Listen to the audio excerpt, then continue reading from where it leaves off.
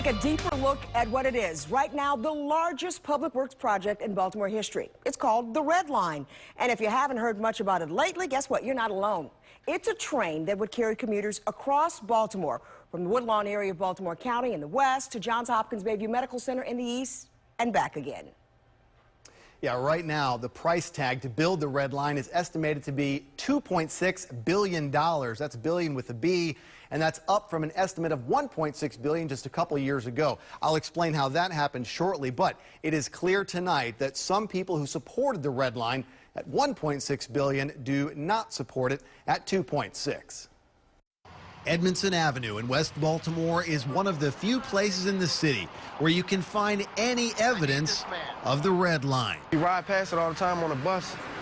You know, you constantly see the signs places, but it's like nothing happening. Alex Carter has lived here for 15 years. His reaction to the possibility of a train running down the middle of Edmondson with a station like this one at the intersection with Allendale. I mean, the bus works just fine. It's not that far from here to downtown. And the bus doesn't cost $2.6 billion. That's the current estimate to build the Red Line. The Maryland Transit Administration expects construction to start on the Woodlawn to Bayview Hospital line next year, with trains running in 2022. Henry Kay is the MTA's executive director for transit development and delivery. It's his job to get the Red Line done. What we see from our neighbors down the street in Washington is that if you build out a network of well-connected lines, each of those lines sort of has more benefit than it would if it just stood alone. Right now, the Red Line plan calls for it to extend from the Centers for Medicare and Medicaid Services in Baltimore County west of Security Square Mall.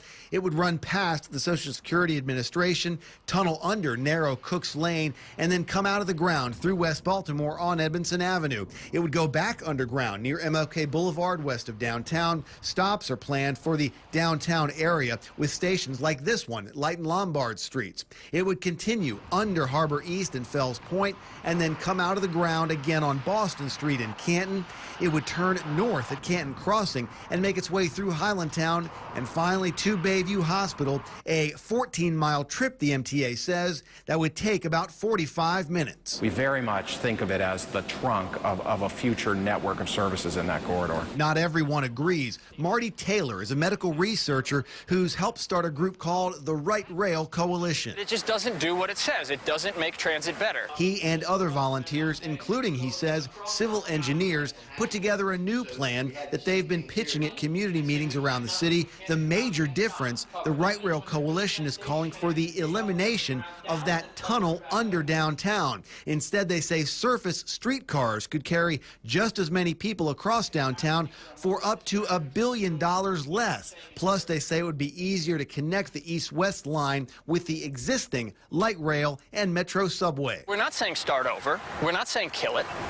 Instead, we're saying, how can we use where we are now to go forward in a way that makes Baltimore Transit better? About that $2.6 billion, most of it, $1.2 billion, is slated to come from the state's Transportation Trust Fund supplied by the gas tax of 2013. The project is in line for a maximum of $900 million in federal grants. The MTA says a public-private partnership will net $275 million, and the city of Baltimore will be responsible for $200 million, with Baltimore County supplying another $50 million. Between the city and county together, we're looking to fund 10% of the project cost, which we think is kind of a reasonable balance between what they can afford and what we need. Baltimore City Mayor Stephanie Rawlings Blake has not said how the city will cover its $200 million portion of the price tag, but a spokeswoman says the mayor continues to support the Red Line project because of the transit and economic development that she says will come with it. Officials in Baltimore County are less enthusiastic.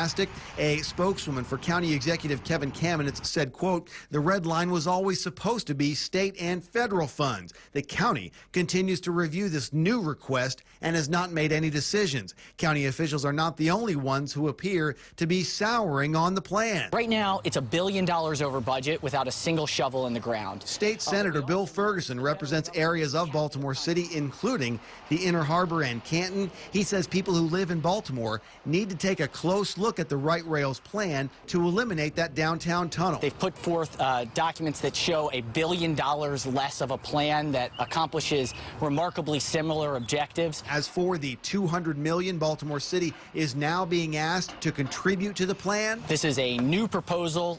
This is $200 million that otherwise could be going towards road improvements, towards improving schools, towards better health outcomes. That wasn't ever the case for the Red Line for the last 10 years until now. So could the city be forced to raise property taxes to pay for the Red Line? The MTA's Henry Kay says that's not going to happen. I don't think there's anybody has a reason to be concerned that the city or the county would raise property taxes to fund the project. I honestly don't think the city or county would be interested in, in doing that. Don Fry is the head of the Greater Baltimore Committee, which promotes downtown business interests. He says the Red Line has survived a long process just to qualify for the $900 million in federal funds. These projects are not inexpensive, but if we keep having delays, that makes the cost go even higher. So we have to make sure that we get this done as soon as possible so we can live within the costs that we have. He says radical changes at this point, like those proposed by the Right Rail Coalition, could jeopardize the federal money and with it, the entire project. So we just can't afford to delay any longer. The cost will go up and the likelihood of having this happen in Baltimore will be diminished if we don't move soon. Marty Taylor says that federal money won't mean much if the cost of the Red Line continues to rise. I'm not going to be surprised when the next number's over 3 and when we end up paying $4 billion for this thing. Back on Edmondson Avenue, Alex Carter says other than passing by the signs, he hasn't been thinking about the Red Line very much. That, he says, is going to change. If people cared about their community, they need to speak up. Because if you allow them to do anything they want to do, they're going to keep doing it. They're going to keep spending your money. And they ain't even going to tell you what they're doing. So how did it go from $1.6 billion just a couple years ago to an estimate of $2.6 billion now? Well, the MTA says, for one thing, we're talking about inflation. $1.6 billion was the value in 2007. $2.6 billion is the estimated value in 2018, one of the years that money will actually be spent. Now, there have also been some changes to the project that have added to the cost, including an issue with I-70 and also extending the downtown tunnel on both ends to address what the MTA calls construction complexity and concerns from the community, and also burying it lower under the ground. The impact of those changes, according to Henry Kay from the MTA, has been about an additional $300 million for the Red Line to get it.